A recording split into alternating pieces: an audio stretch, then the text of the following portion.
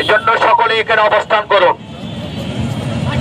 প্রশাসনকে বলতে চাই, আগামী 24 ঘন্টার ভিতরে এই সন্ত্রাসী এবং তাদের বংশধরকে যদি গ্রেপ্তার না করা হয়, জীবননগরের মাটিতে আগুন জ্বলবে।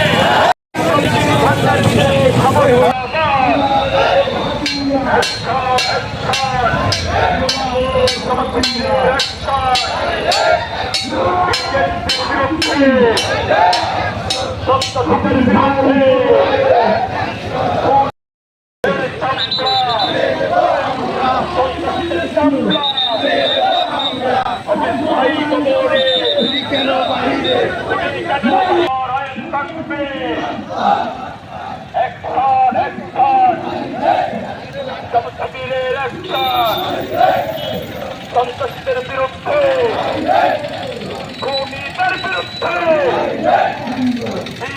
সন্ত্রাসীদের কালো হাত, খুনিদের কালো হাত, অ্যাকশন অ্যাকশন, খুনিদের বিরুদ্ধে।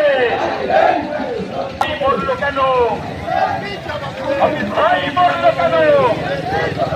বিএনপি জবাব দে, জবাব দে, জবাব দে, জবাব দে, জবাব দে।